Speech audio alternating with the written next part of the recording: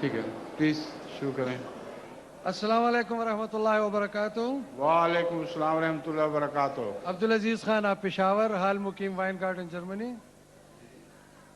حضور حضرت مسیح موعود علیہ السلام نے اپنی تالیف تریاق القلوب کے صفحہ 350 کے حاشیے میں تحریر فرمایا ہے کہ یاد رہے ان حضرت صلی اللہ علیہ وسلم نے اپنی امت کی 2 حدیں مقرر کر دی ہیں اور فرما دیا ہے کہ وہ امت ضلالت سے محفوظ ہے جس کے اول میں میرا وجود اور آخر میں مسیح موعود ہے۔ یعنی ایک طرف وجود باوجود ان حضرت صلی اللہ علیہ وسلم کی دیوار روئین اور دوسری طرف وجود بابرکت مسیح موعود کی دیوار دشمن کش ہے۔ اس حدیث سے صاف طور پر معلوم ہوتا ہے کہ حضرت صلی اللہ علیہ وسلم نے ایسے لوگوں کو اپنی امت میں داخل نہیں سمجھا جو مسیح موعود کے زمانے کے بعد ہوں گے، اور مسیح موعود کا زمانہ اس حد تک ہے جس حد تک اس کے دیکھنے والے یا دیکھنے والوں کے دیکھنے والے یا پھر دیکھنے والوں کے دیکھنے والے دنیا میں پائے جائیں گے اور اس کی تعلیم پر قائم ہوں گے۔ غرض قرون ثلاثہ کا ہونا برعایت منہاج نبوت ضروری ہے، پھر نیکی اور پاکیزگی کا خاتمہ ہے۔ بعد میں اس گھڑی میں نے کہا یہ سوال کی بجائے آپ تقریر نہ کریں اچھا جی، اور نئے نتائج از خود نہ نکالیں سارے۔ مجھے آپ کے نتائج سے اختلاف ہے۔ آپ نے ایک تحریر پیش کی، درست کی، جی اس سے نتیجے اپنی طرف سے نکالی چلے جا رہے ہیں۔ نہیں حضور، میں تو وہی پڑھ رہا تھا۔ نہیں، آپ اپنا نتیجہ نکال رہے ہیں اب۔ حضور میں صرف یہ چاہتا تھا کہ آپ نے حضرت مسیح علیہ السلام نے جو زمانے کا تعین فرمایا ہے ٹھیک ہے، وہ اور اس کے کہ اس زمانے کے بعد لوگ جو ہیں امت محمدیہ میں شامل نہیں ہوں گے، تو حضرت مسیح علیہ السلام کا کیا منشا تھا ہمیں سمجھانے کا؟ میں اپنی کلمی کی وجہ سے یہ نہیں سمجھ سکا، مجھے یہ سمجھ۔ میں سمجھ گیا آپ کی بات، اور بیٹھ جائیں۔ حضرت مسیح موعود علیہ السلام کی صرف یہ ایک تحریر نہیں ہے، اس موضوع پہ اور بھی تحریریں ہیں۔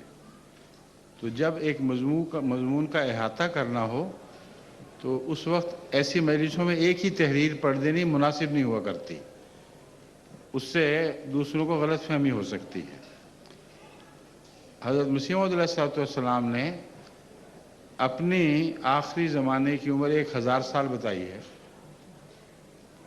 آپ جو تحریر پڑھ رہے ہیں اس کا ظاہری مطلب یہ نکلتا ہے کہ وہ درست نہیں ہے، حالانکہ حضرت مسیح علیہ السلام کے کلام میں کوئی تضاد نہیں ہے، سمجھیں؟ اس لیے اور پھر امت والی جو بحث ہے، تمام تحریریں دیکھنے کے بعد ایک بات قطعی طور پر نکلتی ہے کہ حضرت مسیح موعود علیہ السلام کے دور میں جو آپ کے صحابہ اور تبع تابعین کا دور ہے، اس کے بعد بھی جو بھی حضرت مسیح علیہ السلام کی ساتھ داخل ہوتا چلا جائے گا، آپ کو وقت کا امام مانے گا، وہ امت محمدیہ میں شامل ہوگا۔ جو نہیں ہوگا وہ اس سے باہر سمجھا جائے گا۔ یہ حضرت مسیح علیہ السلام کا استدلال ہے۔ لیکن کسی ایک جگہ بھی حضرت مسیح علیہ السلام نے اپنے انکار کرنے والے کو غیر مسلم نہیں فرمایا۔ کہیں نکالا ہو تو دکھائیں مجھے۔ اس لیے ان چیزوں کو اکٹھا دیکھنا چاہیے۔ حضرت مسیح علیہ السلام نے حضرت صلی اللہ علیہ وآلہ وسلم کے ماننے والوں کو اور اپنے منکرین کو غیر مسلم نہیں کہا۔ اس لیے جو امت کی بات ہے وہ حقیقی معنوں میں ہو رہی ہے۔ سچا مسلمان وہی ہے اور خدا کی حفاظت میں وہ ہے جو رسول اللہ صلی اللہ علیہ وسلم کو مانتا ہے اور آپ کی پیشگوئی کے مطابق آنے والے امام کو بھی مانتا ہے۔ یہ حقیقی معنی ہیں۔ مگر جہاں تک مسلمان کہلانے کا تعلق ہے، حضرت مسیح علیہ السلام کی کسی تحریر میں بھی یہ بات داخل نہیں کہ جس نے رسول اللہ کو مانا اور میرا انکار کیا وہ غیر مسلم ہے۔ سمجھیں؟ اس لیے میں کہہ رہا تھا کہ آپ اپنا نتیجہ نہ نکالیں۔ آپ یہ تحریر پڑھ کر اس طرح سے پڑھ رہے تھے زور دے کر کہ یہ لگتا تھا کہ حضرت مسیح علیہ السلام کے نزدیک باقی سارے غیر مسلم ہیں۔ یہ درست نہیں ہے۔ سمجھ گئے بات؟ شکریہ۔ السلام علیکم ورحمۃ اللہ وبرکاتہ۔ حضور خاکسار کا نام محمد داؤد مجوکا ہے اور اگر آپ اجازت دیں تو 2 سوال کرنا چاہتا ہوں. پہلے یہ کر کے دیکھیں پھر اگلی بات کرتے ہیں. حضور حضرت سلیمان علیہ السلام کے متعلق قرآن کریم نے بیان فرمایا ہے کہ حضرت سلیمان نے اپنے امراء کو یہ حکم دیا تھا کہ ملکہ سبا کا تخت حضرت سلیمان کے لیے منگوایا جائے. تو اس میں کیا حکمت تھی؟ حضرت سلیمان نے یہ نہیں فرمایا تھا جو آپ سمجھے ہیں، کیونکہ قرآن کریم کی اگلی آیات صاف بتا رہی ہیں کہ ملکہ سبا کا تخت اس کے پاس ہی رہا ہے. جو تخت اس کو دکھایا گیا وہ اس جیسا تھا. چنانچہ ملکہ سبا نے اس کو دیکھ کر کہا کأنہ ہو، یہ تو ویسا ہی ہے جیسا وہ تخت جو میرے پاس ہے. تو یہ بھلا ہو سکتا ہے کہ تخت غائب ہو جائے اور ملکہ کو پتہ ہی نہ چلے؟ اس کو یہ تو نہیں کہنا چاہیے تھا کہ کأنہ ہو، اس کو یہ کہنا چاہیے تھا کہ یہ تو وہی تخت ہے جو میرا تخت تھا، وہ اٹھا لائے ہو. پھر حضرت سلیمان نے قرآن کے مطابق فرمایا نکرہ لہا، کہ اس تخت کو عام بنا دو. مراد یہ تھی کہ ملکہ سبا کو یہ تکبر تھا کہ صنعت و حرفت میں اور بادشاہی میں ہم بہت اونچے ہیں اور کوئی ہمارا مقابلہ نہیں کر سکتا. وہ تخت اس کی عظمت کا نشان تھا. نکرو کا مطلب ہے نکرہ بنا دو، جس کا مطلب ہے کہ ایک تخت ویسا بناؤ اور اتنا عام ہو کہ وہ سمجھے، اس کو پتہ چلے کہ یہ تخت بنانا تو کوئی خاص شان کی بات نہیں ہے. سمجھ گئے؟ تو ساری آیات کو اگر اکٹھا پڑھیں تو یہ مطلب نکلتا ہے اس کا. باقی جو ہے وہ مولویوں کی کہانیاں ہیں، ان کو دلچسپی ہے چونکہ کہانیوں میں، اس لیے قرآن سے جہاں کہانی کا مطلب نکل سکتا ہو وہ اس طرف چلے جاتے ہیں. ٹھیک ہے؟ دوسرا سوال. حضور حضرت مسیح موعود علیہ السلام نے بیان فرمایا ہے کہ قرآن کریم سے ثابت ہے کہ عربی تمام زبانوں کی ماں ہے. درست ہے. اور قرآن کریم میں یہ بھی بیان ہوا ہے کہ اللہ تعالیٰ نے لکھنے کا جو علم ہے وہ انسان کو خود سکھایا تھا. بالکل ٹھیک. تو حضور اس سے کیا ہم یہ نتیجہ نکال سکتے ہیں کہ عربی رسم الخط جو ہے وہ بھی الہامی ہے؟ یا ہر رسم الخط الہامی ہے. قرآن کریم سے پتہ چلتا ہے کہ اللہ تعالیٰ نے لکھنا سکھایا. اس لیے ام الالسنہ تو عربی ہے، لیکن مختلف قوموں میں جب عربی سے آہستہ آہستہ مختلف زبانیں بن گئی تھیں تو ان کو بھی خدا ہی نے لکھنا سکھایا ہے. سمجھیں؟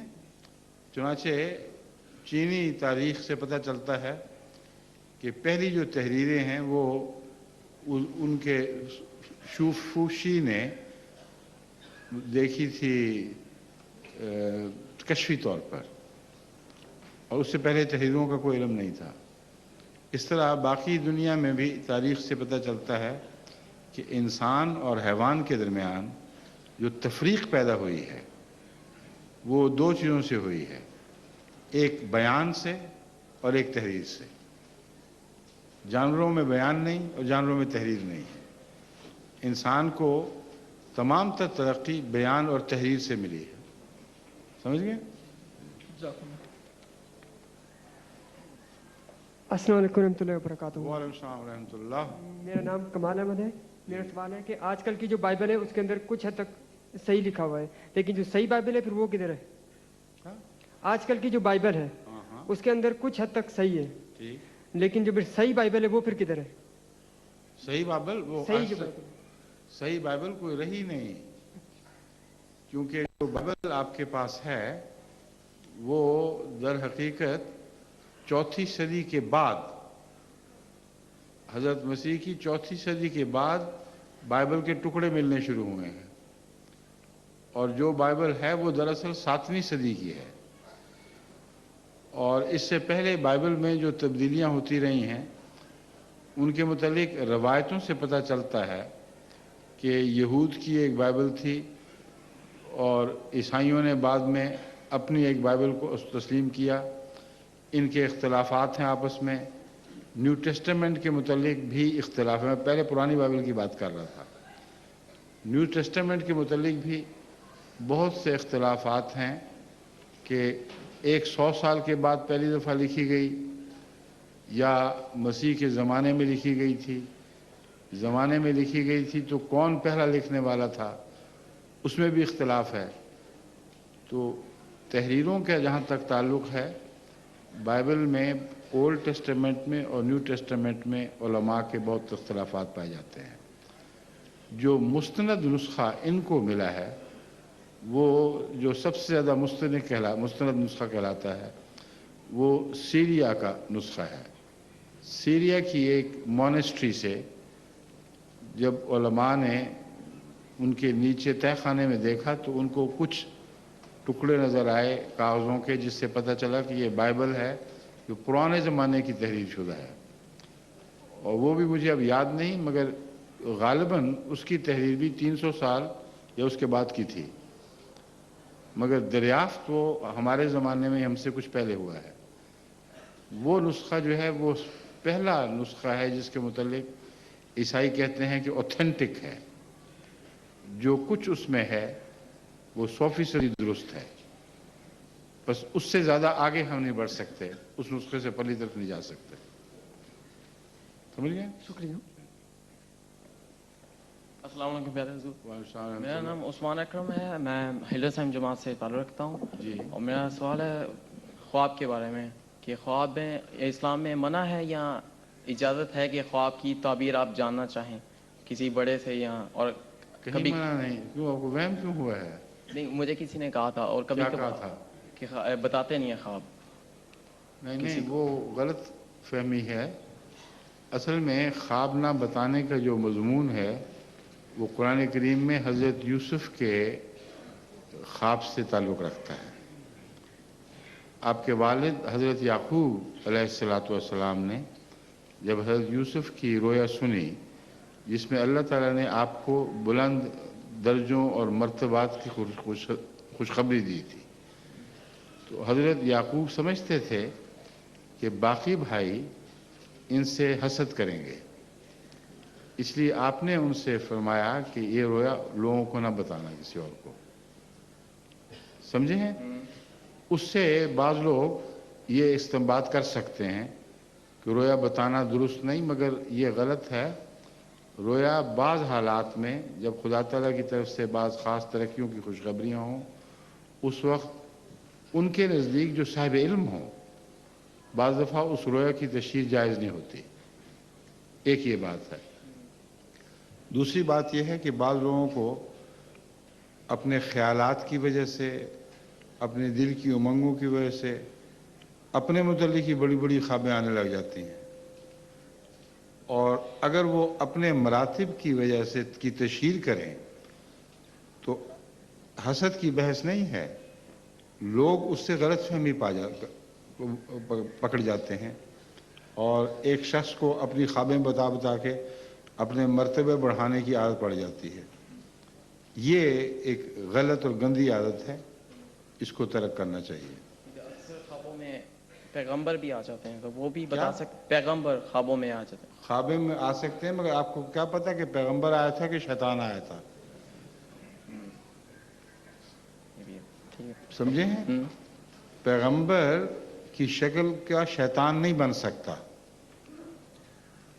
अगर पैगंबर की शक्ल आपने देखी हो तो शैतान उस शक्ल में नहीं आ सकता, लेकिन जिस पैगंबर की आपने शक्ल नहीं देखी वो बनकर शैतान आ जाए तो आप क्या कह सकते हैं उसमें? समझ गए? ठीक है, ओके, शुक्रिया।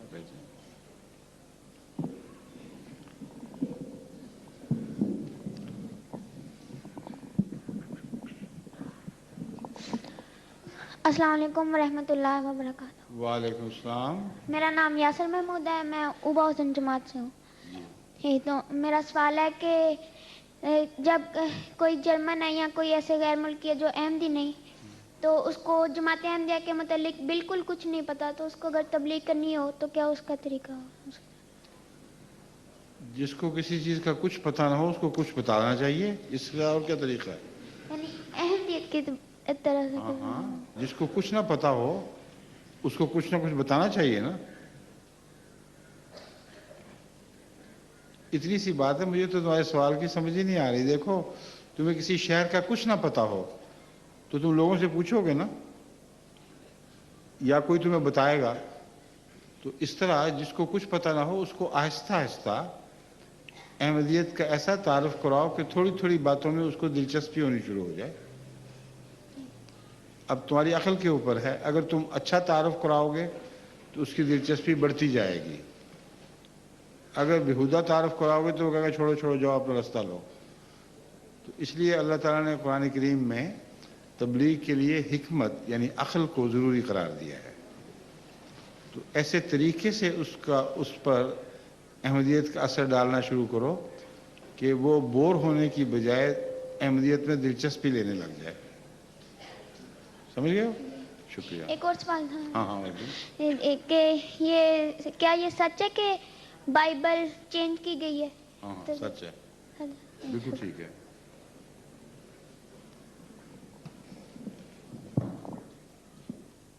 السلام علیکم، میرا نام ہے تفسیر. میرا سوال ہے کہ حضرت محمد مصطفیٰ صلی اللہ علیہ وسلم جب وہ کہتے ہیں تو باقی صلی اللہ علیہ وسلم کیوں کہنا ہوتا ہے؟ اس لیے کہ یہ دعا ہے حضرت صلی اللہ علیہ وآلہ وسلم کے حق میں، اور اس دعا کا مطلب ہے اللہ کی طرف سے بے شمار رحمتیں اور سلامتیاں محمد رسول اللہ پر نازل ہوں. اگر آپ یہ نہ دعا کریں وہ تو پھر بھی نازل ہونی ہی ہونی ہے، لیکن آپ کے دل میں جو یہ جذبہ ہے کہ میں دعا کروں، یہ اس وجہ سے ہے کہ رسول اللہ صلی اللہ علیہ وآلہ وسلم کا آپ پر بہت احسان ہے. ساری امت پر قیامت تک کے لیے ہر انسان پر احسان ہے. جس پر کوئی احسان کیا جائے وہ اور کچھ نہیں تو دعا تو دیتا ہے نا. بس درود پڑھنا اس بات کی علامت ہے کہ ایک انسان کو اس بات کا شعور ہے، احساس ہے کہ مجھ پر ایک احسان کرنے والے بہت احسان کیے ہیں، اس لیے میں اور کچھ نہیں تو دعا ہی دے دوں. تو دعا سے رسول اللہ علیہ وسلم کو ویسے فائدہ نہیں پہنچ سکتا کیونکہ آپ کو پہلے ہی بے شمار برکتیں ملتی ہیں، مگر جو دعا بھیجنے والا ہے اس کو فائدہ پہنچتا ہے کیونکہ وہ ایک شریف خدا کے نزدیک ایک شریف اور شکر گزار انسان سمجھا جاتا ہے. سمجھ گئے؟ بات سمجھو کہ نہیں؟ شکریہ.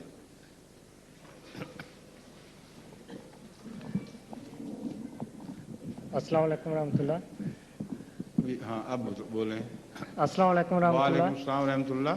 حضور میرا نام امتیاز احمد ہے، مجلس ہائیڈلبرگ سے. حضور ہمارے معاشرے میں ایک بات کی جاتی ہے کہ نظر لگ جانا ایک بات ہے، کہتے ہیں فلاں کو نظر لگ گئی، اس کی کیا حقیقت ہے؟ اکثر تو ماؤں کے دل میں ہوتی ہے نظر. ان کو بال بچے پیارے لگتے ہیں، ان کو چھینک آ جائے تو کہتے ہیں نظر لگ گئی، کوئی اسہار لگ جائیں تو کہتے ہیں نظر لگ گئی. تو اکثر نظریں تو ماؤں کے وہموں کی باتیں ہیں، لیکن نظر لگنا کسی خوبصورت چیز سے تعلق نہیں رکھتا بلکہ مختلف انسانوں کی ذہنی طاقت کا نام ہے. اور فرعون کے جادوگروں نے جب اپنی ذہنی طاقت استعمال کی تھی تو حضرت موسیٰ کی نظر بھی باندھ دی تھی جو خدا کے نبی تھے، اور باقی سب جو تماشائی تھے سب کی نظر انہوں نے باندھ دی. اس کو کہتے ہیں نظر کے ذریعے نظر باندھنا یا دماغی طاقت کے ذریعے کسی کی نظر کو وہ دکھانا جو وہ اصل کے خلاف ہے. اسی لیے انہوں نے پھر حضرت موسیٰ کے خدا پر حضرت موسیٰ کے رب پر ایمان کا اقرار کیا، کیونکہ جادوگر جانتے تھے کہ جس کو ایک دفعہ دماغ کی طاقت مغلوب کر دے وہ اپنے زور سے پھر اس طاقت کو توڑ نہیں سکتا. اس لیے حضرت موسیٰ جب دیکھ کر کہ یہ سانپ بنی ہوئی ہیں رسیاں، ڈر کے پیچھے ہٹے ہیں، تو پھر اللہ تعالیٰ نے آپ کو فرمایا کہ اپنا سوٹا پھینک، اور اچانک سب کی نظر ٹوٹ گئی، جس کا مطلب یہ تھا کہ فرعون کے جادوگروں کو جو جادو کرتے تھے ان کو سب سے زیادہ اس بات کا علم تھا کہ جو نظر ایک دفعہ لگ جایا کرے یعنی دماغی طاقت کا اثر وہ از خود ٹوٹا نہیں کرتی، اس لیے ضرور اس کا خدا ہے جس نے اس کی مدد کی ہے۔ یہ تو حقیقت ہے نظر کی، اس کو میزمرزم بھی کہتے ہیں، ہپنوٹزم بھی کہتے ہیں، مگر وہ نظر جو ہے وہ بعض دفعہ بعض صورتوں میں لگتی ہے۔ اگر کوئی بد نظر والا انسان حاسد مزاج کا ہو اور اس کا دماغ طاقتور ہو اور گندے اخلاق کا ہو تو وہ پھر لوگوں کو بری نظر سے دیکھتا ہے، جس کو دیکھتا ہے بری نظر سے دیکھتا ہے، اس کی کبھی لگ بھی سکتی ہے نظر۔ مگر یہ جو وہم پیدا ہوئے ہیں نا کہ ہر ایک بچے کو نظریں کھائی جا رہی ہیں، یہ بالکل غلط ہے۔ مجھے نہیں پتا کس حد تک ہے کہ نہیں، اکثر جو میں نے دیکھا ہے وہ تو ماؤں کے وہم ہی ہوتے ہیں۔ آپ کو تو نہیں لگی ہوئی نظر کوئی؟ ہاں؟ خیال ہے آپ کو؟ نہیں ہے، اللہ تعالیٰ کا فضل ہے۔ بیٹھ جائیں۔ السلام علیکم ورحمۃ اللہ۔ وعلیکم السلام ورحمۃ اللہ۔ میرا نام مقصود احمد باجوہ ہے، فرینکفرٹ سٹی سے۔ حضور میرا سوال ہے کہ یہاں جرمنی میں ہمارے پاس چھوٹے چھوٹے گھر ہوتے ہیں، تو ان گھروں میں حضرت مسیح علیہ السلام اور خلفاء کی تصاویر لگی ہوتی ہیں، تو قبلے کی طرف نہیں لگانی چاہیے۔ جی قبلے کی طرف نہیں لگانی چاہیے، جی سمجھ گئے؟ جی، لیکن جو تصویریں لگی ہوتی ہیں بعض دفعہ کپڑے چینج کرتے ہیں ہم، تو تصویر کو دیکھ کے وہم ہے آپ کا، جو ہی اس میں تصویر کوئی جو ہے، شرک یہ تصویر میں کوئی جان نہیں ہے، کچھ نہیں ہے۔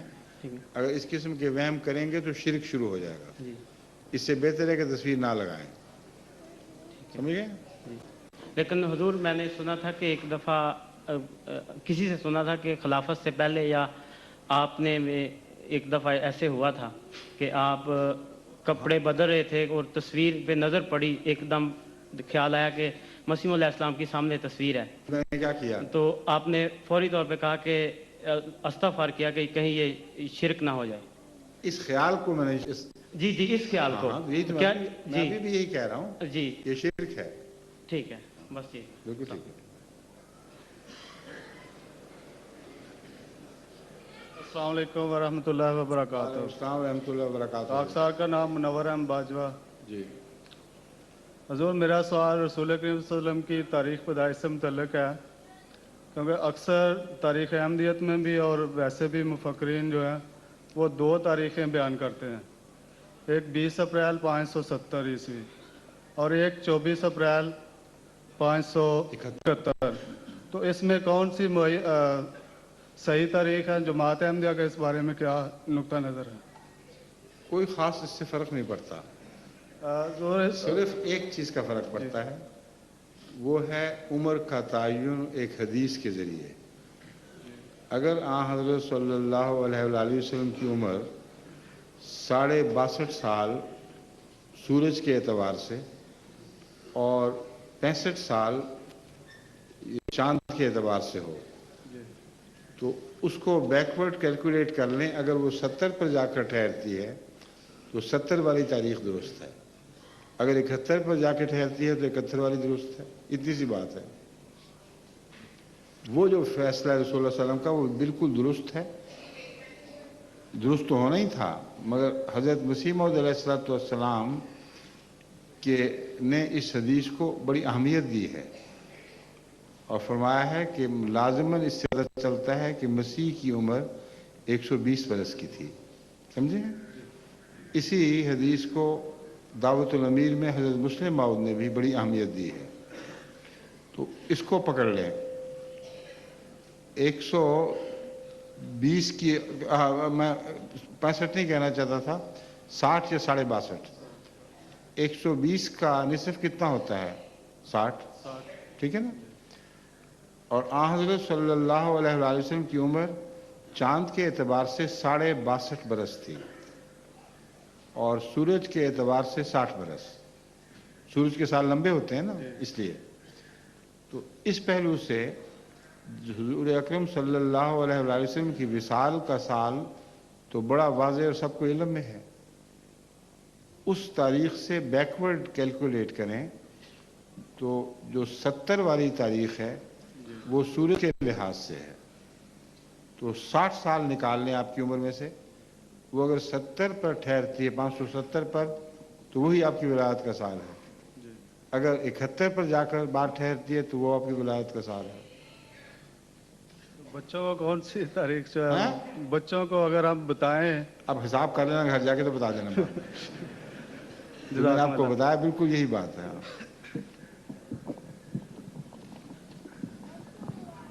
अस्सलाम वालेकुम वरहमतुल्लाहि वबरकातुहू। अस्सलाम रहमतुल्लाह। हुजूर, मेरा नाम मुनीर अहमद मजोका है और जमात गिरोस गिराव से तल्लक है। जी। एक सवाल है कि हज़रत खलीफत मसीह सानी रज़ी अल्लाह तआला अन्हु ने तफसीर कबीर में एक जगह लिखा है कि इस्लाम की रूह से एक हिंदू और एक यहूदी लड़की के साथ भी निकाह हो सकता है, और गो ये रिवाज आजकल नहीं है, लेकिन अब भी अगर एक मुसलमान मर्द हिंदू लड़की से या यहूदी लड़की से शादी कर ले तो एक ही वजूद पर एक तरफ मुसलमान उसे पोता कहकर जान देगा तो दूसरी तरफ एक हिंदू उसे नवासा कहकर जान देगा, और आपस के इख्तलाफात बहुत हद तक दूर हो जाएंगे। लेकिन ये बात तभी कामयाब हो सकती है जब इसे कसरत से राइज किया जाए और फिर बच्चों की तरबियत का ख़ास ख्याल रखा जाए। मुसलमानों में से सिर्फ अकबर ने इस पर अमल किया, लेकिन जब बाकी मुसलमानों ने इस पर अमल न किया तो अकबर का काम भी बेकार होकर रह गया और बजाय फ़ायदा रसा होने के मुज़िर हो गया।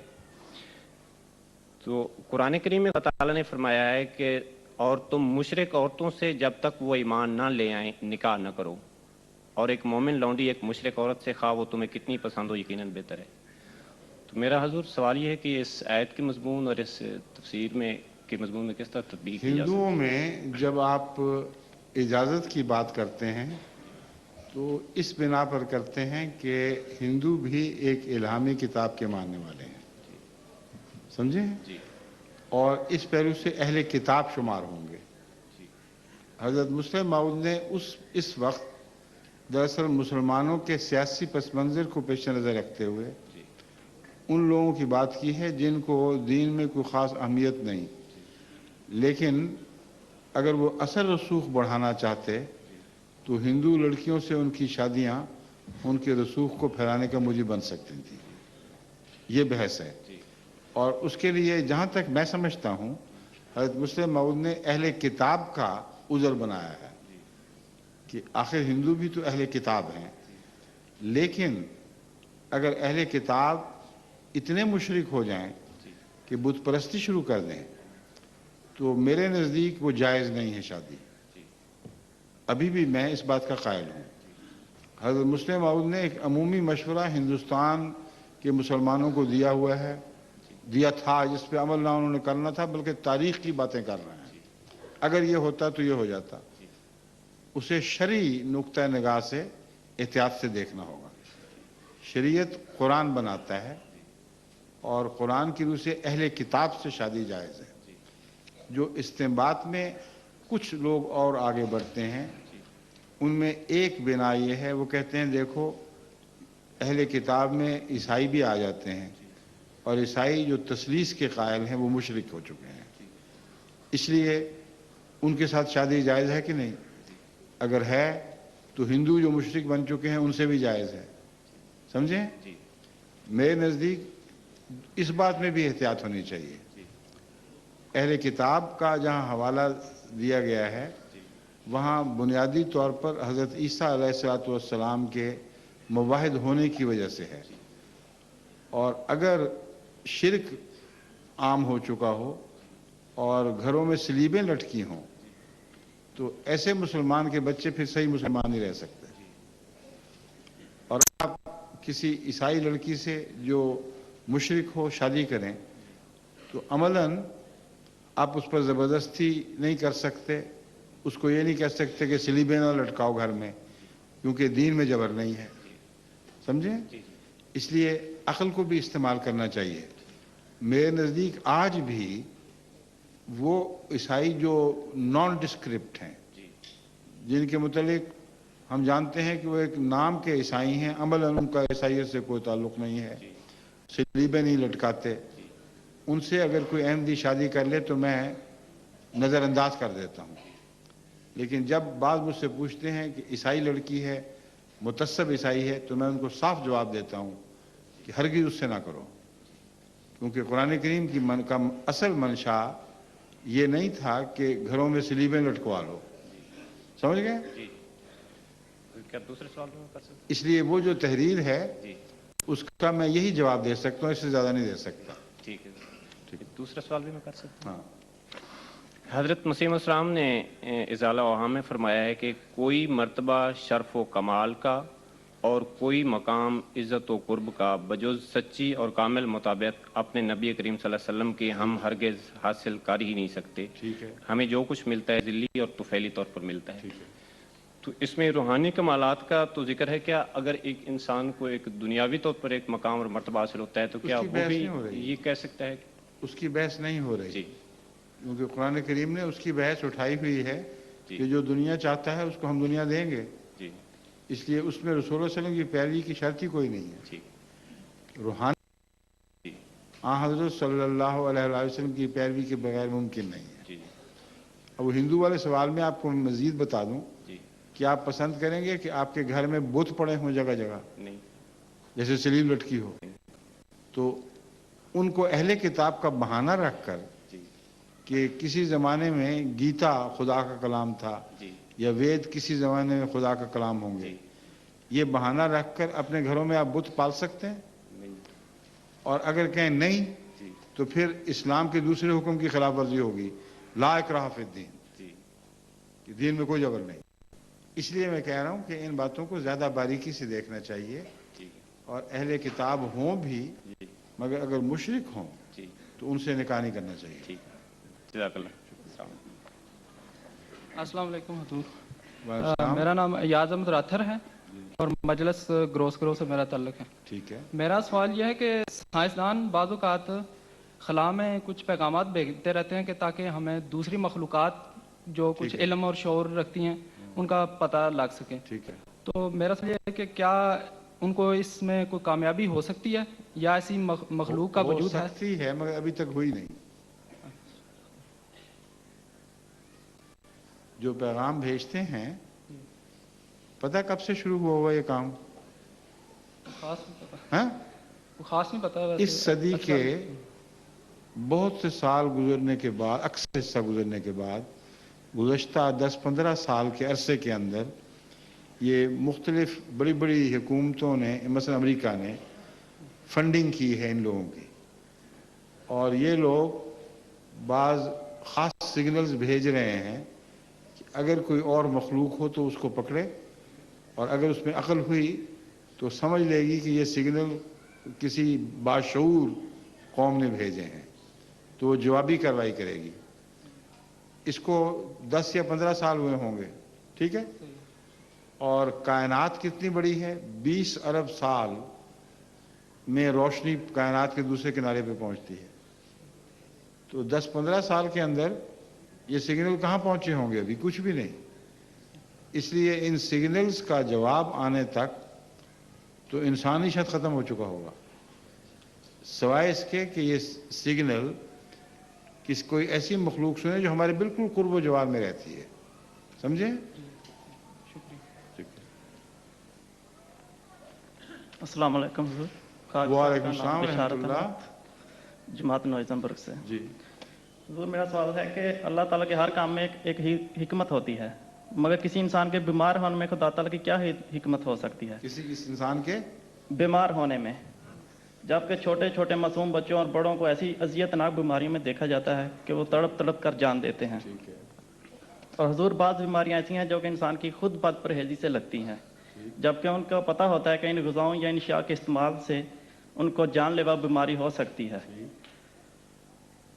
تو کیا ایسی ان کو بد پرہیزی سے جو بیماری لگے اس سے اس کی جو جان جائے تو کیا اپنی جان کا خود ذمہ دار ہوگا؟ آپ کا جو بیان ہے اس کے متعلق میں بار بار جو حوالے دے رہا ہوں کہ ایک کتاب میری آج کل چھپنے پہ تیار بیٹھی ہے، اس کی آخری نوک پلک درست کر رہے ہیں.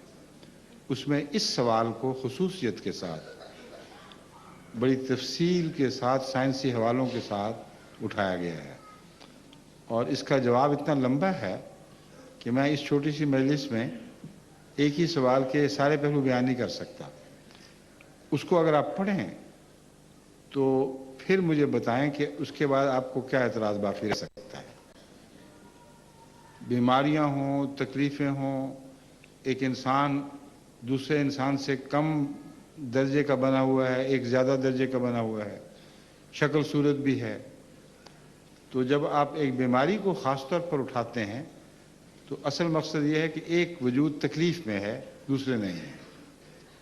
मगर एक शख्स अंधा है, वो तकलीफ़ में है कि नहीं? एक शख्स लूला लंगड़ा है, यही नहीं बल्कि इसको छोड़कर अगर वो सारे ठीक हों तो फिर आपस के मुकाबले फिर भी रहेंगे। एक ज़्यादा खूबसूरत है, एक कम खूबसूरत है, एक मजबूत है, एक कम मजबूत है, एक फुर्तीला है, एक कम फुर्तीला है। तो जो मुकाबले हैं वो तो जारी रहेंगे हमेशा। इस सवाल का आखिरी जवाब सिर्फ ये बनता है कि अल्लाह ताला हर एक को बैन ही एक जैसा बना देता, ताकि किसी के दिल में कोई जलन पैदा ना होती।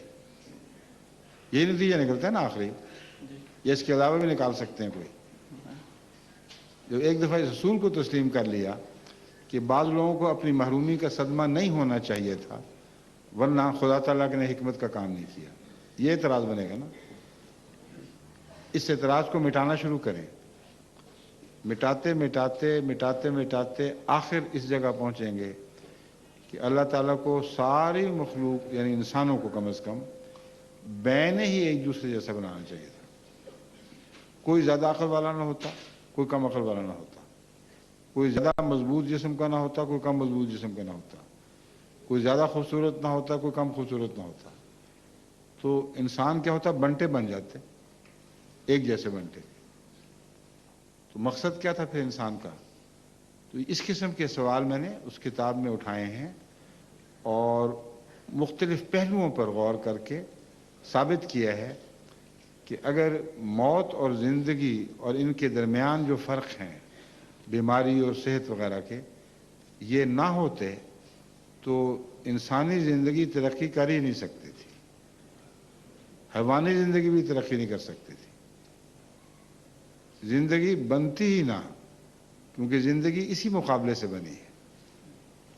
मौत और ज़िंदगी के दरमियान खुदा ने मनाजिल कायम की हुई है।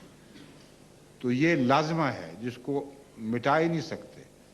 अगर मिटा देंगे तो फिर इंसान का वजूद ख़त्म हो जाएगा, फिर फरिश्ते पहले भी हैं, तो इंसान पैदा करने की क्या ज़रूरत थी? इस किस्म के सवाल उठाकर इसके हर पहलू से तफसीली जवाब दिए हुए हैं मैंने, मगर जैसा कि मैंने गुजारिश की है मुख्तसर आप इसको समझ लें, तफसीली जवाब यहाँ देना मुमकिन नहीं है। ठीक है? तो जब बाज़ बीमारियाँ ऐसी हैं कि जिनका इलाज बहुत महंगा होता है। क्या महंगा इलाज होता है जिन बीमारियों का? ठीक है। तो अमीर लोग तो वो इलाज करा के सस्ता भी होता है, होम्योपैथिक इलाज मुफ्त करते हैं हम हैं? आपको ये वहम है कि सिर्फ महंगा इलाज है। और यहाँ जर्मनी में इतने केसेस हैं खुदा के फजल से कि जिनके मुतल्लिक मुझे मुलाकात में माएँ दिखाती हैं, ये बच्चा देख लो, डॉक्टर ने कहा था बचना मुमकिन ही नहीं है। अब हम दिखाती हैं तो कहते हैं क्या हुआ, पता नहीं क्या हो गया। हम दवाई बताते हैं, कहते हैं तुम्हें वहम है। अब बीमारी ठीक होना तो वहम नहीं है ना। एक नहीं, दो नहीं, सैकड़ों ऐसे केसेस हैं जहां एलोपैथिक डॉक्टर लाइलाज करार दे चुके थे और अल्लाह ताला ने शिफा दे दी। तो ये वहम है कि सिर्फ अमीर ही इलाज करवा सकते हैं। मेरे नज़दीक मुझसे अब तक जितने भी खुदा के फजल से कैंसर के मरीज ठीक हुए हैं वो अक्सर गरीब थे। वजह यह थी कि अमीर चूंकि दूसरा इलाज करवा सकते हैं इसलिए वो भागते हैं डॉक्टरों की तरफ, बड़े बड़े ऑपरेशनों की तरफ, और बिल आखिर तकलीफ़ें उठा के अब मरीज़ मर जाता है। जिस गरीब के पास डॉक्टर के पास जाने की तौफीक ही ना हो वो मजबूर है इस इलाज के लिए, और अक्सर उनमें से शिफा पाते हैं।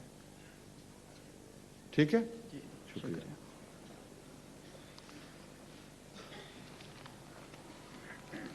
अस्सलामुअलैकुम हज़रत, मेरा नाम, क्या हाल है आपका? जी अल्हम्दुलिल्लाह, शुक्र। जोड़ वोड़ दुरुस्त हो गए सब? बस अल्हम्दुलिल्लाह बहुत बेहतर है जी, माशाअल्लाह। हजूर नसीर अहमद मेरा नाम है, फ्रैंकफर्ट से जामत तलक। हजूर मेरा सवाल ये है कि अल्लाह ताला ने कुरान मजीद में ज़मीन और आसमान की तख्लीक का जिक्र कई जगहों पे फरमाया है, और उसी ज़िमन में कई आयात हैं, कई जैसे सूरत आराफ है, सूरत हूद है, सूरत बनी इसराइल वगैरह कि अल्लाह ताला ने 6 वक्तों में ज़मीन आसमान को पैदा किया और उसके बाद 6 यौम में 6 मराहिल में और उसके बाद वो अर्श पे कायम हो गया। इसी तरह सूरत हूद की आयत नंबर 8 में अल्लाह ताला फरमाते हैं कि अल्लाह ताला फरमाता है कि ये वो अल्लाह ही वो ज़ात है जिसने ज़मीन आसमान को पैदा किया 6 यौम में, उसके बाद फिर अल्लाह ताला ने अर्श पर कायम हो गया और उसका अर्श पानी पे है। मेरा जो मैंने पूछना है वो ये है कि अल्लाह ताला के अर्श से क्या मुराद है और ये जो अल्लाह ताला ने फरमाया है कि उसका अर्श पानी पर है, इसकी मुझे समझ नहीं ज़रा। पानी से मुराद 2 चीज़ें हैं, एक है इल्हाम और दूसरा है पानी बरसना ज़िंदगी के लिए ज़रूरी है।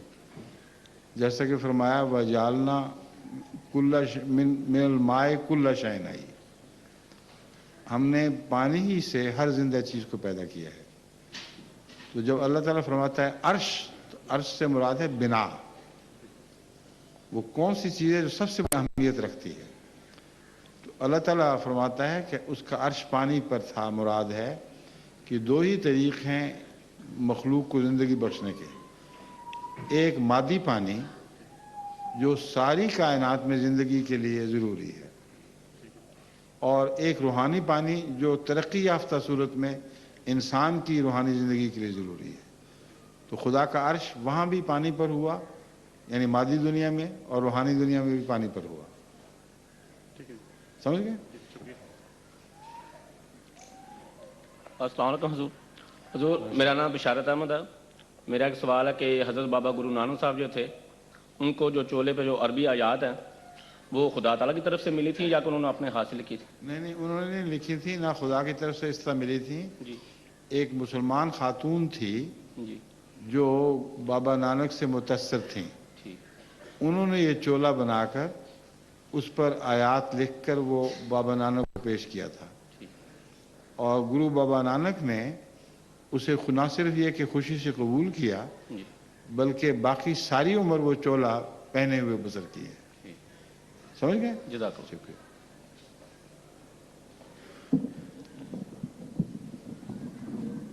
अस्सलाम वालेकुम रहमतुल्लाह बरकातहू।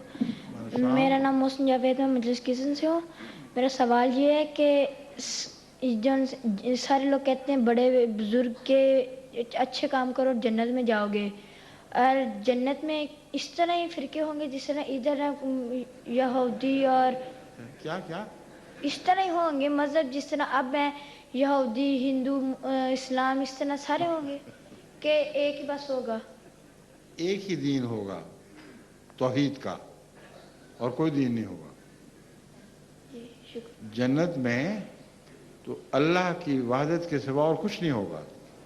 इसलिए यहूदी वगैरह जो इस दुनिया में तुम देख रहे हो, उनमें से वही जन्नत में जाएंगे जो खुदा की वहदत के भी कायल होंगे, जिनके अमल नेक होंगे, जो मरने के बाद हिसाब किताब के कायल होंगे और अल्लाह और रसूलों और किताबों पर ईमान लाते होंगे।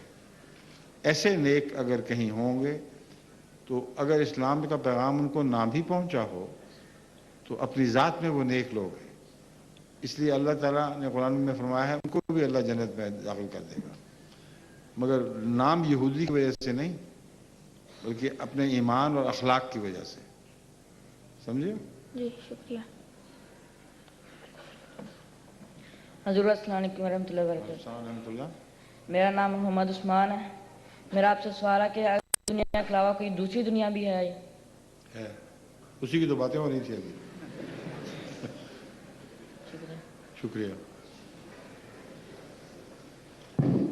अस्सलाम वालेकुम रहमतुल्लाहि व बरकातहू।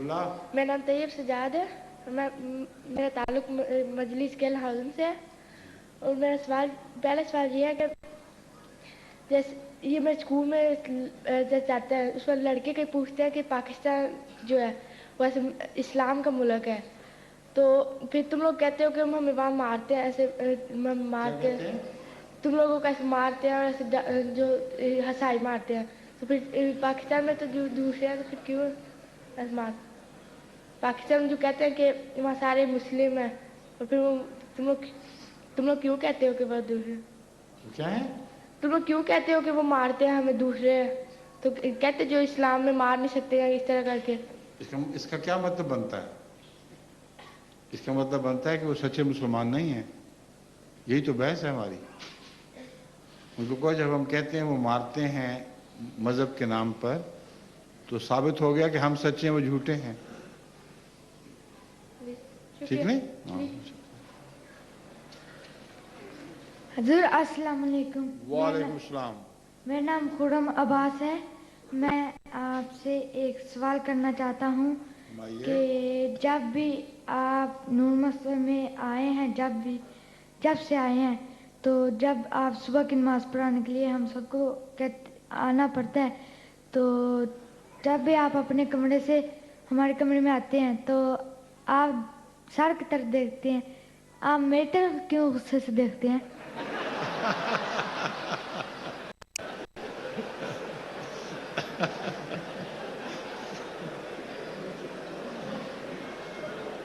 मैं तुम्हारी तरफ भी देखता हूँ, हैं? देखता हूँ ना? आइंदा से मेरी तौबा।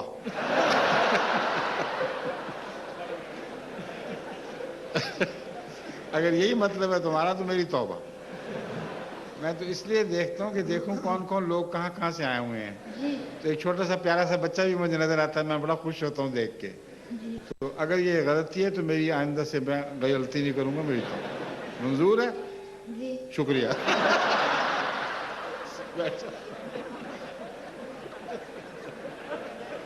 अस्सलाम वालेकुम वरहमतुल्लाहि वबरकातुहू। वालेकुम सलाम वरहमतुल्लाह। मेरा नाम आसम जावेद है, मेरी मक्सद स्कीज़न है। और मेरा ये सवाल है, जब हम बैंक में जाते हैं वहाँ से हमें जो से गल्ले मिलते हैं, क्या मिलते हैं? जो से छोटे छोटे गल्ले जिनके अंदर पैसे डालते हैं, उनके ऊपर शफाइन की शक्ल बननी होती है। वो ना लिया करो, अपने पैसे जरूर सूर के मुंह में डालने हैं। तो उसके अंदर जो से फेंक दिया करो उसको।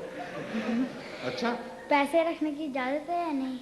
मैं तो वही तो कह रहा हूँ, सूअर वाले गले में ना डाला करो पैसे। ठीक है, शुक्रिया।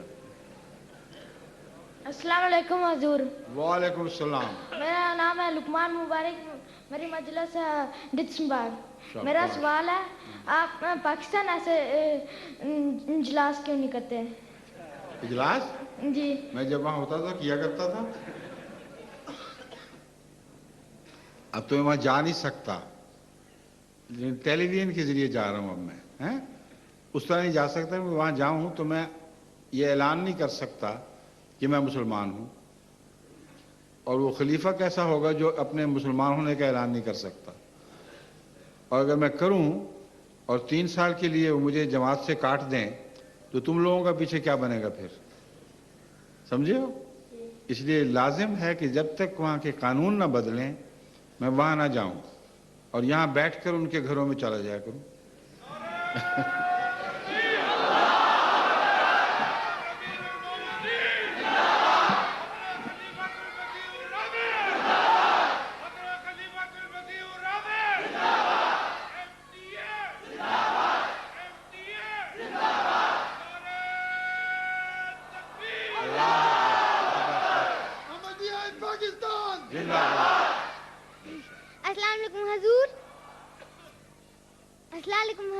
वालेकुम सलाम रहमतुल्लाह। मेरा नाम आरिफ है जी। मेरा सवाल ये है कि जब नमाज पढ़ते हैं फिर टोपी क्यों लेनी पड़ती है? आपने अब क्यों ली हुई है? अब क्यों टोपी पहनी हुई है बताएं? हैं? मुझे पहले इस बात का जवाब दें। आरिफ मियाँ, आपने टोपी पहनी हुई है कि नहीं? जी। क्यों पहनी है? हैं? वो नहीं, बताओ, साफ दो जवाब दो। बैठ जाओ, गौर करके जब तुम्हें जवाब आ जाएगा फिर खड़े हो जाना दोबारा, फिर बैठ जाओ। हाँ, पूछ भी लो किसी से बेशक। अस्सलाम वालेकुम। वालेकुम सलाम।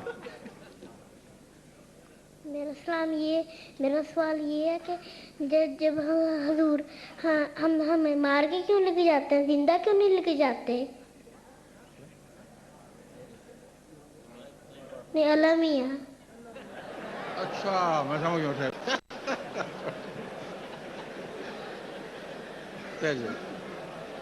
बड़ा ये कह रहा है कि अल्लाह मियाँ हमें जब अपने पास ले जाते हैं तो मार के क्यों ले जाते हैं, जिंदा क्यों नहीं ले जाते?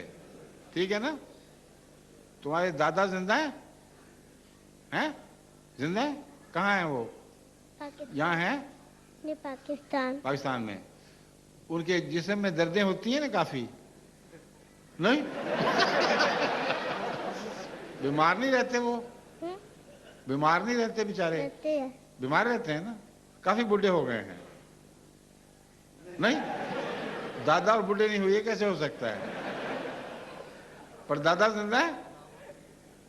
वो नहीं। हाँ, मेरा मतलब ये है कि जो बूढ़े लोग बेचारे, जिनको जिस्म में दर्दें हो रही, मुसीबतें पड़ी हुई, अगर उनको अल्लाह जिंदा ही ले जाए तो जन्नत जहन्नम बन जाएगी। इसलिए मारना पड़ता है। बैठ जाओ।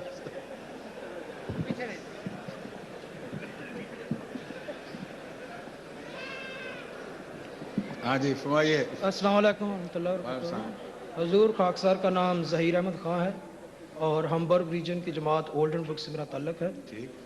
तो हुजूर मुझे एक बात की वजाहत तलब है कि हज़रत मुस्लिम मऊद रज़ी अल्लाह तआला अन्हु का एक वाक़या मैंने सुना हुआ है, हो सकता है इसमें कोई थोड़ी बहुत गलत भी हो, कि उन्होंने हज़रत मसीह मऊद अलैहिस्सलाम से ये अर्ज़ किया कि मैं लाहौर जाकर जहांगीर के मकबरे पर जाना चाहता हूँ। तो हज़रत मसीह मऊद अलैहिस्सलाम ने फरमाया कि ठीक है, आप वहाँ सैर के लिए ज़रूर जाएँ, लेकिन जहांगीर के मकबरे पर जाकर दुआ ना करना। तो मैं इसकी रीज़न पूछना चाहता हूँ कि मतलब दुआ ना करने की। वही लिखी हुई है जहाँ पर वाक़या? नहीं, मैंने पढ़ा नहीं, किसी से सुना ही था बस। फिर वो पढ़े वहाँ? नहीं पढ़ा मैंने, नहीं किसी मेरी जगह। बात सुन लें, वहाँ आप बजाय सुनी सुनाई बातें के पढ़ लें। इस वाक़या की वजह लिखी हुई है वहाँ, समझ गए? लेकिन किस किताब में? ये किताब ये जिससे सुनी थी उससे पूछो। ठीक है जी। या फिर हमारे दोस्तों साथ से पूछो। आ गए तैयार, बच्चा तैयार होके आ गया। हजूर इसलिए लेते हैं टोपी अदब के लिए। ठीक है, तो जब खुदा के सामने जाते हो तो अदब नहीं करना अल्लाह मियाँ का कि टोपी पहनो? हाँ जी। हाँ समझ गया।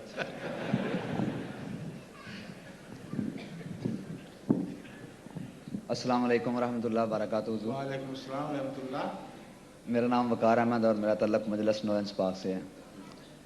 मेरा एक सवाल मेरे जहन में जो है वो काफ़ी दिनों से था, तो आज खुदा ने मौका दिया कि मैं वो आपके सामने पेश करूं कि ये जो ख़त्म कुरान है, कहते हैं कि एक शख्स यानी फौत हो चुका है तो उसकी रूह के इसाले सवाब के लिए ख़त्म कुरान करें। कुरान ख़त्म कर सकता है कोई इंसान? मतलब कुरान पढ़ें, जिसको वो अपने लफ्ज़ों में कहते हैं हमने ख़त्म करवाया, मतलब कुरान पढ़ के ताकि उसकी रूह को सवाब पहुँचे। या किसी ने वो नया घर बनवाया है तो कहते हैं कि इसमें पहले कुरान मजीद ख़त्म करवाएं ताकि बाबरकत हो। तो अहम जो हाँ, चीज़ मैं है आपकी बात समझ गया हूँ और बैठे मैं जवाब दे देता हूँ। हमारे लंदन में एक साहब हैं, उनसे उनके एक दोस्त ने कहा कि तुम नमाज़ें पढ़ते रहते हो तो मैंने ख़त्म कुरान कराना है, मुझे मशवरा दो मैं किससे करवाऊँ। उन्हें कि किस बात पर करवाना है? उसने कहा मैंने पब खोली है शराब की दुकान, तो उस पर ख़त्म कुरान कराना। उसने कहा जब तुमने शराब की दुकान खोली तो ख़त्म कुरान करा बैठे हो, वही कुरान ख़त्म कर दिया तुमने, अब मज़ीद ख़त्म करवाने की ज़रूरत नहीं है। तो ये जो ख़त्म वाले लोग हैं ना, अक्सर ऐसे ही हैं, उनको पता ही नहीं कुरान का मतलब क्या है। कुरान तो पढ़कर अमल करने की किताब है, पढ़कर फूंकने की किताब नहीं है। इसलिए जब वो ख़त्म का तसव्वुर मानते हैं, किसी मौलवी से कुरान पढ़ा दिया तो वाक़यातन वो कुरान को ख़त्म कर बैठते हैं। कुरान इन मकसदों इन मकासद के लिए नहीं था, ना रसूलुल्लाह सल्लल्लाहु अलैहि वसल्लम के ज़माने में कभी भी ऐसे मकसद पर इस्तेमाल हुआ। कुरान तो ایک الہی کلام ہے جس میں روح کی غذا ہے، انسان کو معاشرے میں قرآن سے مدد ملتی ہے، معاشرہ سدھارنے کی، اخلاق کی مدد ملتی ہے۔ جن لوگوں کو نہ عربی آئے نہ ترجمہ آئے، وہ کسی مولوی سے قرآن پڑھوا لیں، ان کو کیا فائدہ؟ کچھ بھی فائدہ نہیں۔ حضور اس سوال میں ایک اور چھوٹی سی بات یہ تھی کہ مثلا جو اولاد ہے وہ اپنی والدین کی بخشش کے لیے بھی کرتے ہیں، کہتے ہیں کہ وہ رمضان المبارک میں خاص کر، یہ سب غلط باتیں ہیں۔ مطلب اس کا کوئی ثواب جو ہے وہ مرغون کی روح کو نہیں ہوگا۔ میری بات سن لیں، کیا آن حضرت صلی اللہ علیہ وسلم کے زمانے میں کبھی کسی صحابی نے کسی فوت شدہ بزرگ کے لیے قرآن پڑھ کر پھونکے ماری تھی؟ نہیں، اسی لیے تو پوچھ رہا ہوں کہ قرآن حدیث سے مجھے بھی واضح ہو، مجھے تو نہیں پتا نا۔ جو مولوی کہتے ہیں ان سے پوچھ لیں۔ نہیں، وہ تو کہتے ہیں صحیح ہے۔ میں یہ نہیں کہہ رہا صحیح ہے غلط، ہاں جی، میں جو سوال کر رہا ہوں اس کو غور سے سن لیں۔ ہاں جی، ان سے یہ پوچھو کہ کیا رسول اللہ صلی اللہ علیہ وسلم کے زمانے میں صحابہ نے کبھی کسی مرحوم کے نام پر قرآن پڑھ کر اس کو پھونکا تھا؟ حدیث سے حوالہ دو، ایک بھی نہیں بتا سکتے ہو، سمجھے ہو؟ ہاں جی سر، شکریہ۔ السلام علیکم، میر عبداللطیف، کیا حال ہے آپ کا؟ بس ٹھیک ہے، اللہ کا فضل ہے۔ آپ نے کافی دلچسپ مطالعہ کی چیزیں دی ہیں مجھے، میں پڑھ رہا ہوں اب، شکریہ، اور اچھی اچھی دلچسپ باتیں نکالی ہیں ماشاءاللہ۔ شکریہ۔ حضور بائبل میں تو صاف لکھا ہوا ہے کہ کنعان میں جو آباد قومیں 7 ہیں، چونکہ مشرک ہیں اس لیے ان کو تباہ و برباد کر دیا جائے، ان کے بچوں تک کو قتل کرنے کا حکم ہے، بلکہ بعض وقت نہ کرنے پر سزا دی ہے اللہ تعالیٰ نے بائبل کے مطابق۔ اور قرآن کریم میں بھی سورہ مائدہ میں ہے کہ اے میری قوم تم اس پاک کی ہوئی زمین میں داخل ہو جاؤ، آگے کچھ آیات کے بعد ہے، تب جو لوگ اللہ سے ڈرتے تھے ان میں سے 2 شخصوں نے جن پر اللہ نے احسان کیا تھا انہیں کہا کہ تم، اگر بریکٹ میں تفسیر صغیر میں لکھا ہے کہ ان پر حملہ آور ہو کر ان کے خلاف چڑھائی کرتے ہوئے اس دروازہ میں داخل ہو جاؤ، اور آگے کچھ آیات چھوڑ کر ان کا جواب ہے کہ اے موسیٰ تو اور تیرا رب دونوں جاؤ اور ان سے جنگ کرو۔ اس سے بھی پتہ چلتا ہے کہ ان کو جنگ کرنے کے حکم تھا۔ تو کیوں جنگ کرنے کا حکم تھا جبکہ ان کے ساتھ کبھی انہوں نے جنگ پہلے نہیں کی؟ وہ سینائی میں تھے، وہ ادھر تھے کنعان میں۔ وہ زمانہ ہے جب کہ قوموں میں ایک دوسرے پر چڑھائی کا رواج تھا، اور یہ کوئی اخلاقی خرابی نہیں تھی، بلکہ دنیا میں تمام قومیں، بڑے بڑے بادشاہ، بڑے بڑے ہیرو جتنے بھی آپ اس زمانے کے پڑھتے ہیں، یہ ایک دوسرے پر چڑھائی کر کے زمینوں پہ قبضے کیا کرتے تھے۔ حضرت موسیٰ علیہ السلام کی قوم پر ان لوگوں نے پہلے چڑھائیاں کر کے وہاں سے بنی اسرائیل کو نکالا ہوا تھا، اور بنی اسرائیل کی جو تاریخ ہے وہ بہت حضرت یعقوب سے شروع ہو کر آگے بہت دور تک پھیلی پڑی ہے، اور اس تاریخ میں اونچ نیچ ہوتی رہی ہے۔ کبھی فرعون مصر نے ان کو قبضے میں کر لیا، کبھی بابل سے قوموں نے ان پر حملے کیے۔ تو آپ کو کیا پتا کہ وہ علاقہ جس میں خدا نے حضرت موسیٰ کو حکم دیا تھا وہ کیا اس سے پہلے اسرائیلیوں کے قبضے میں تھا کہ نہیں؟ جہاں تک میں سمجھتا ہوں قرآن کریم کے بیان سے، حضرت موسیٰ کو انہی علاقوں پہ قبضوں کا حکم تھا جن علاقوں میں کبھی اسرائیلی بستے تھے، اور حضرت موسیٰ نے دوبارہ ان کو اپنے قبضے میں لینا تھا۔ میرے نزدیک وہ شہر ایسا ہی ایک شہر تھا، اور اس کے علاوہ اس شہر میں بت پرستی بہت تھی، اور حضرت موسیٰ علیہ السلام کو حکم تھا کہ تم اس شہر پر قبضہ کرو تاکہ تمہارا ایک مقام بنے، ایک اڈا بنے، یہاں سے پھر تم اپنی طاقت کو پھیلا سکتے ہو۔ یہ مقصد دکھائی دیتا ہے، ایک یہ ہے۔ دوسرا ایک اور مقصد جو میں سمجھتا ہوں ان آیات میں مضمر ہے، وہ یہ ہے کہ یہ بنی اسرائیل جو حضرت موسیٰ کے ساتھ جنگلوں میں پھرتے تھے، وہ بار بار مطالبہ کرتے تھے کہ ہمیں یہ جنگل کی زندگی پسند نہیں، اور مطالبہ کرتے تھے کہ ہمیں شہری خوراک دو، یہ تیتر بٹیر اور من و سلوہ ہم تنگ آ گئے ہیں اس سے۔ اللہ تعالیٰ نے فرمایا کہ یہ بہتر ہے تمہارے لیے، تم ادنا کی توقع نہ کرو، لیکن وہ مانتے نہیں تھے۔ تب اللہ تعالیٰ نے ان کو سبق دیا ہے، انہوں نے کہا جو چیزیں تم چاہتے ہو پھر جان سے لو، اگر تم نے لینی ہے تو لڑ کر مردوں کی طرح حاصل کرو۔ جب وہاں پہنچے تو سارے بیٹھ گئے، اس کا مطلب ہے کہ ان کا مطالبہ نہایت نکما اور لغو مطالبہ تھا۔ خدا مفت میں ان کو خوراک دے رہا تھا، وہ پسند نہیں، اور جو خوراک دنیا کے رہنے والی قومیں جو دنیا میں ایک مرتبہ حاصل کر چکی تھیں وہ حاصل کرتی تھیں، وہ حاصل کرنے کی طاقت نہیں تھی۔ گھر بیٹھے حضرت موسیٰ سے وہ خوراکیں مانگتے تھے جو شہریوں کی خوراک ہے۔ جب خدا نے فرمایا کہ اچھا آپ داخل ہو جاؤ تو اس وقت پتہ چلا کہ یہ نکمے لوگ تھے، تو اس واقعہ نے ان کا گند ظاہر کر دیا، سمجھے؟ لیکن حضرت موسیٰ اور ہارون دونوں اکیلے اس سے لڑتے ہوئے داخل نہیں ہوئے، جس کا مطلب یہ ہے کہ خدا کا یہ مقصود ہی نہیں تھا، اصل مقصود ان لوگوں کو ننگا کرنا تھا۔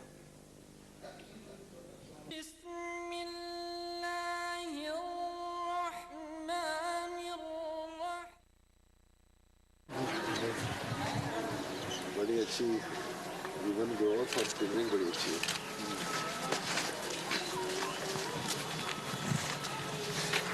اچھا پھر ماریشس کا کیا حال ہے؟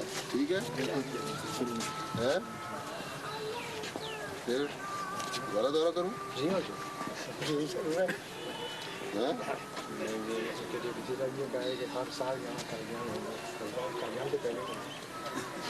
گاجان کے بعد اسی راستہ ہے۔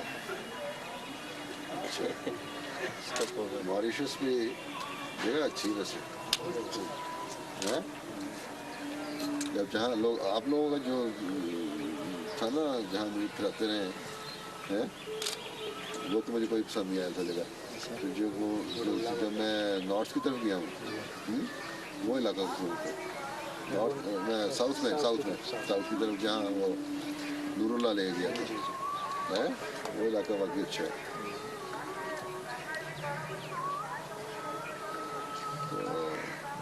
لیکن یہ ہے کہ ڈیولپمنٹ بڑی ہے ماشاء اللہ۔ بحرین میں سب سے زیادہ ڈیولپ ہوئی ہے، بہت سائبر سٹی میں آیا ہے۔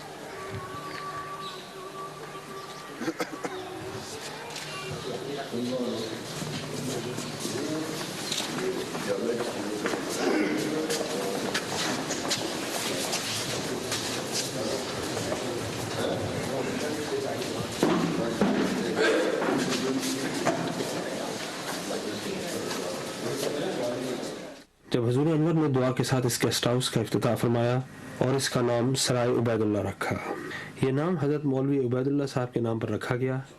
آپ حضرت اقدس حضرت مسیح موعود علیہ الصلوۃ والسلام کے صحابی تھے اور قادیان مرکز سے موریشس جانے والے دوسرے مربی سلسلہ تھے، اور عین جوانی میں آپ نے خدمت دین کی حالت میں موریشس میں وفات پائی اور وہیں دفن ہوئے۔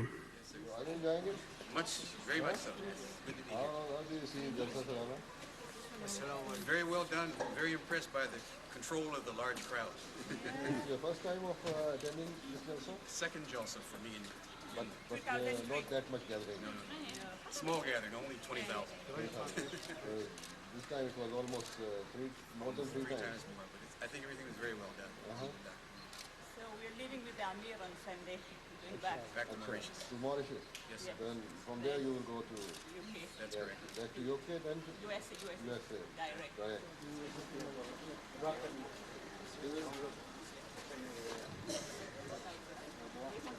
Baba ja rahe? Pakistan. Mummy ja rahi? Tu aati hai? Can you speak Urdu? Can you speak Urdu? Thoda. At least you can understand.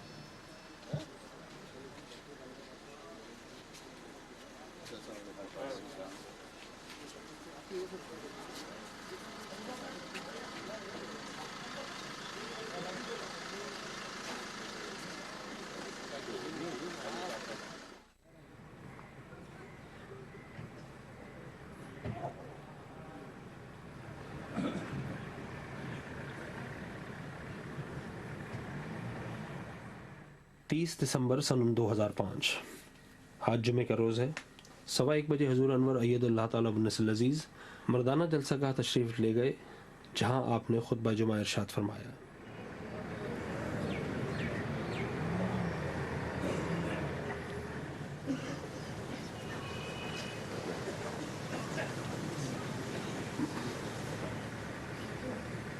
अस्सलाम वालेकुम। अशहदु अल्ला सारा हजरत मकान हजरत अम्माजान है आमतौर पर इसी हिस्से में ही ये बोर्ड लगा हुआ है, यही कमरा है। नहीं दोनों हजरत इस्लाम का ताबूत यहाँ रखा गया था, इसी कमरे में। नहीं दोनों बिल्डिंग एक ही है, बिल्डिंग तो बीच में पार्टीशन दिया गया, लेकिन ये कमरा वो मकान है पुराना या इसके बाद में कोई एक्सटेंशन हुई है? नहीं मकान के लिए ये पुराना एक ही मकान है या उसके बाद में कोई इजाफा हुआ है? ये 3 कमरे पुराने। अच्छा, एक उसमें भी आया हुआ है और इसमें भी आया हुआ है।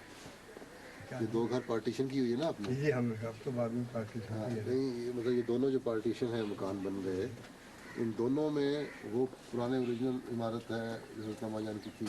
ये इसमें थोड़ी सी ईंटें वगैरह बदली है, गिलाफी थी। नहीं ना जगह वो है, वो जगह ना जहाँ इसको एक किया जाए और ये था इसको रेनोवेट करा के यहाँ बेशुमार का दफ्तर बजाय फैमिली के रखने के बेशुमार का दफ्तर रहे, रिकॉर्ड रहे, यहाँ पर कद बजात वगैरह का जो जारी ना है उनको गाइड किया जाए। इस इस्तेमाल के लिए रहे क्योंकि अदरवाइज तो और उसकी कोई सूरत ऐसी न बन जाए जिससे दिक्कत पैदा होने वाली हो, इस्तेमाल होना चाहिए। स्क्रैपिंग है, वॉल की सफाई करना है, रूफ सीलिंग करना है और एक बार इसको ओरिजिनल शक्ल में रहने देंगे, प्लास्टर वगैरह करेंगे? प्लास्टर करना है तो अंदर तो प्लास्टर करेंगे। ये 8 साल का जोड़ाई है, वॉल का पेंटिंग वेंटिंग करना है, डोर विंडो को कुछ का जहाँ पर गल गया है मैंने डैमेज हो चुका है उसको चेंज करना है। अब ये अंदर वाला पोर्शन को टाइल सेविंग कर देगा। इसको जो तो पुराना इसी तरह प्रिजर्व हो सकता है वो करके जहाँ तब्दीली करनी है की जाए। इलेक्ट्रिफिकेशन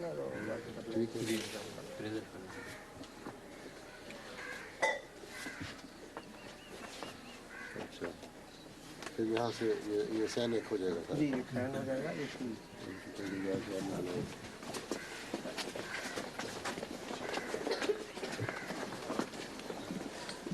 अच्छा 3 कमरे बड़े बड़े।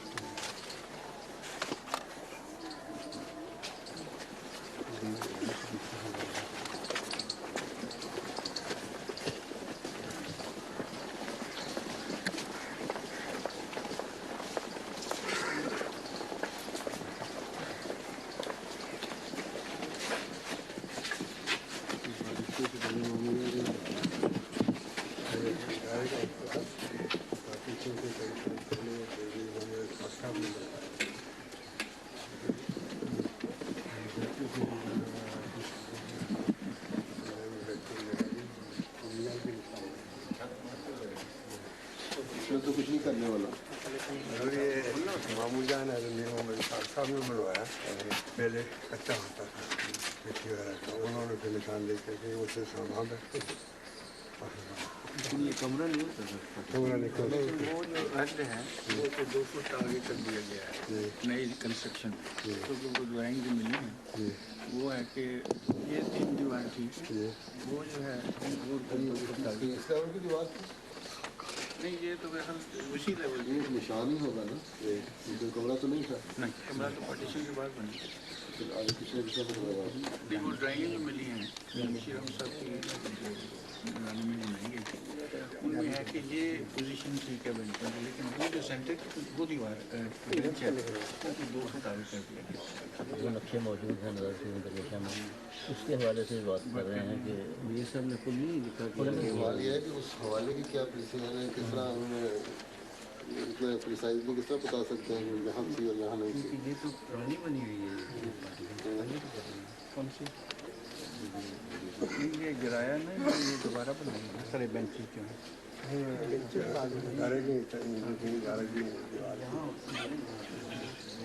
2 फुट आगे या पीछे क्यों बना?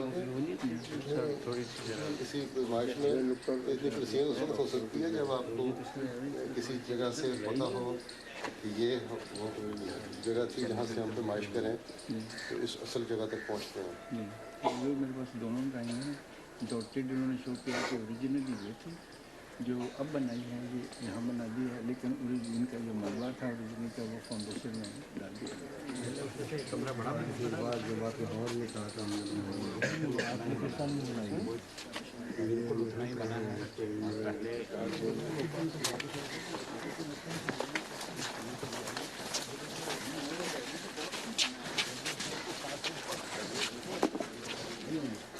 ये होगी कि किस बात की तस्वीर ले ली तो अच्छा मैं देखा नहीं।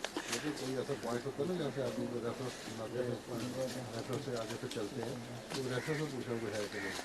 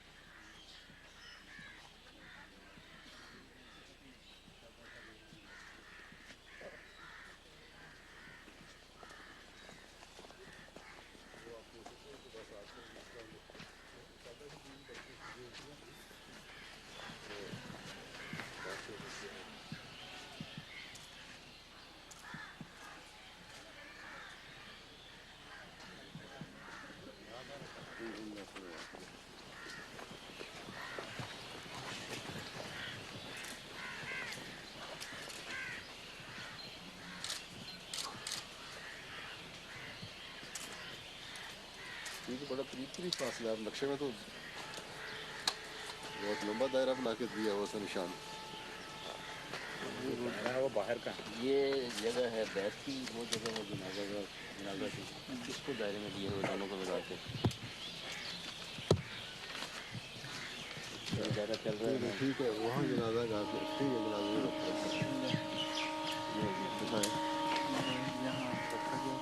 ये लाइनें बनी ठीक है ये अंदर का ये मकान जो है ठीक है ठीक है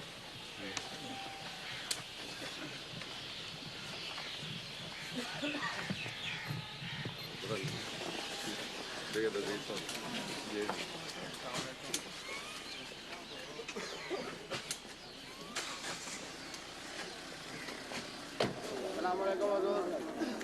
वालेकुम सलाम। नया साल मुबारक। नया साल मुबारक। खैर मुबारक। नया साल मुबारक हो।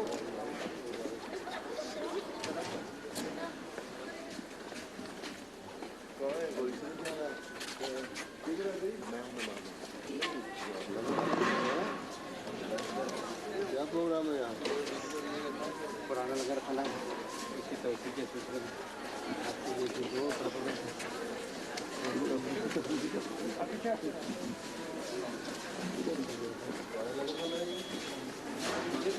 साहब किधर से ले जाएंगे?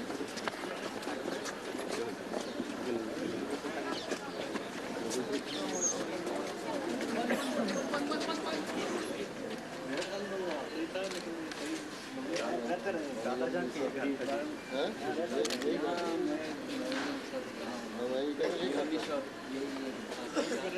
उन्नीस सौ 42 में जब इस बात की बात हुई है तो ये पुराना सब बना था ये कब बना था ये सारा एक ही बनाया था ब्लॉक बनाया था क्या ये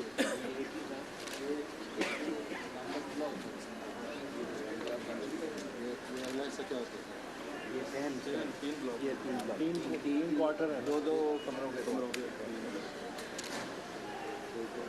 ऊपर बाद में बना ये ऊपर भी बाद में उधर वाला भी ऊपर नीचे बाद में बना है। इसके पीछे एक दो मकान थे वो भी शामिल कर लिए गए हैं। अब एक्सटेंशन यही थोड़ी थी, इसके पीछे कुछ मकानात हैं और 12-13 मकानात हैं और उसके पीछे ढाब है। इसको मिला के बीच वाला खुला हुआ पोर्शन में निकल के आया। कितने फुट की जगह है ये?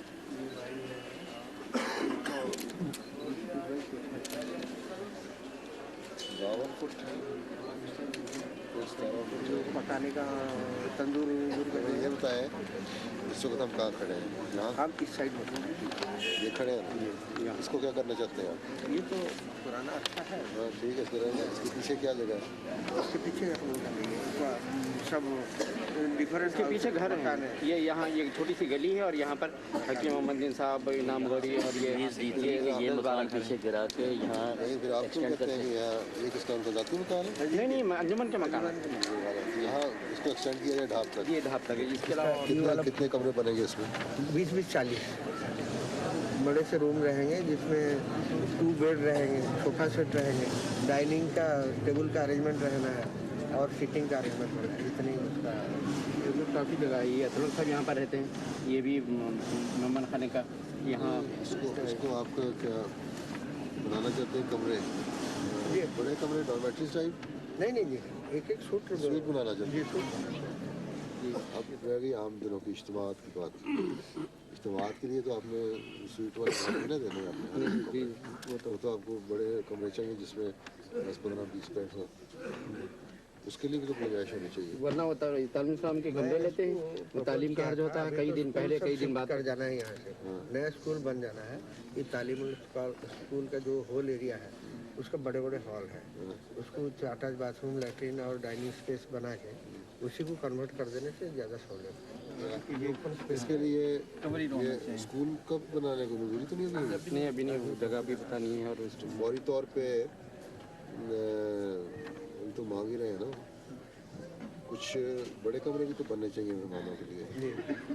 इसका ये है कि नीचे आपके बड़े कमरे हों, ऊपर आपके स्वीट से बन जाए छोटे छोटे हैं।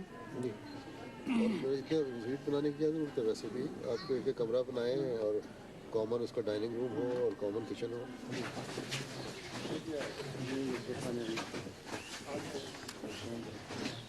और वो कमरे हैं जो शेड जैसा बनाया है वो कैसी है?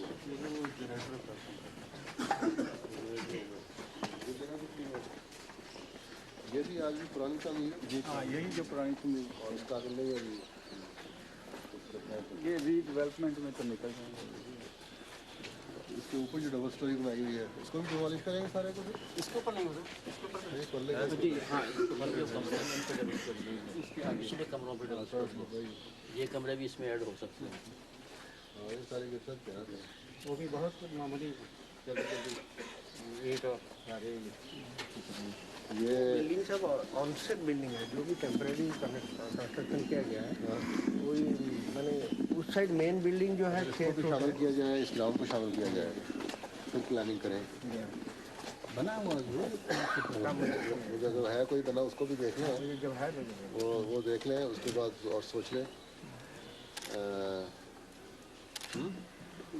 वो मकान सब जो है काफ़ी पुराने हो चुके हैं, ओल्ड पैटर्न के हैं और छत से भी पानी टपकने का पिछले ऊपर बिल्डिंग है। वो उसका लोड भी नीचे वाला पोर्शन भी बहुत खास्ता हो चुका है। मतलब फ्रंट सारा डिमोलिश कर दिया कार के इसी को पहले ये बनाए, इसमें ये शामिल कर लें इस प्लान में। पहली फेज है ये सिंगल स्टोरी वाली, ये वाला, ये पहली फेज में ये शामिल कर लें। इसका एक कॉरिडोर ही बन जाए इसको उसको लिंक करने का ये है। और ये ब्लॉक एक लैदा बन जाए, ये ब्लॉक लैदा बन जाए। इसमें भी नीचे बड़े कमरे, ऊपर गेस्ट हाउस के छोटे कमरे, और लेकिन लैदा इंडिपेंडेंट इस लिहाज से कि किचन ड्राइंग डाइनिंग होगा है। और अगर कितने गुंजाइश हो जाएगी कमरों की? मेरा तो 20 बाई 30 का रखा हुआ था, ये 20 बाई 25 का कमरा है। इसके टुकड़े सारे कुछ डाइनिंग 6 कमरों, बेडरूम के ऊपर एक dining room, drawing room, lounge जो अच्छा ठीक है। और साथ में जो किचन की इसमें बड़ा मेन किचन तो वही रहता है। किचन तो सिर्फ चाय वगैरह के लिए छोटा सा किचन से बन जाएगी हर एक के साथ, उस पर इस्तेमाल हो जाएगी। इस तरह प्लानिंग कर लें। ये भी सारा नीचे ऐसा भी निकल जाएगा, ये तो प्रॉपर एक दिन बन जाएगा।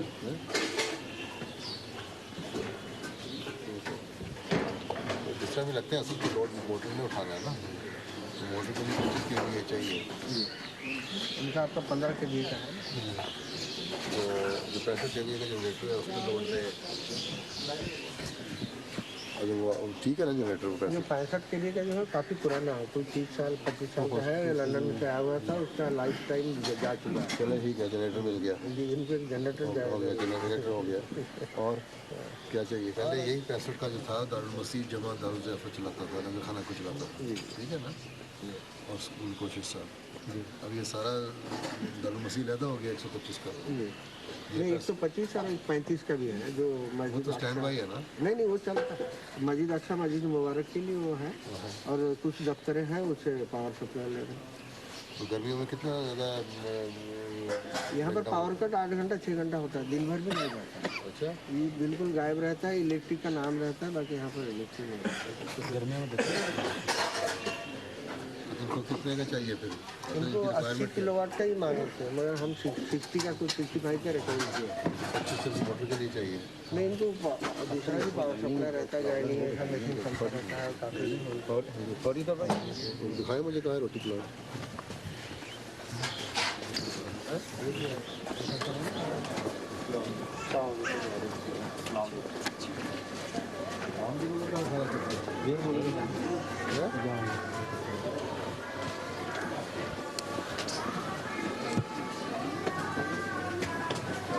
कहाँ है अतरुल्लाह का?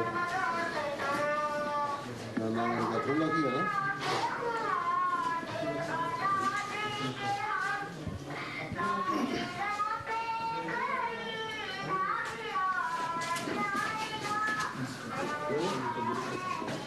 ये इसका किचन है, ये भी प्रॉपर यहाँ का बनना चाहिए। ये इसके लिए पैसा आया हुआ है। मेरा जो पहले से आप दिए हैं 1 करोड़ रुपया, इसमें रिनोवेट करने का इसका पैसा आया। इसमें ये कि फर्श भी टाइलों का जी, उसका प्रपोजल, और टाइलें दीवारों पे टाइलें हैं, छत को भी रिनोवेट करना, छत को भी, उसका प्लेटफॉर्म की भी। हाँ प्रॉपरली किचन हो गया। और मैं ये चाह रहा था इसकी यहाँ से हटा के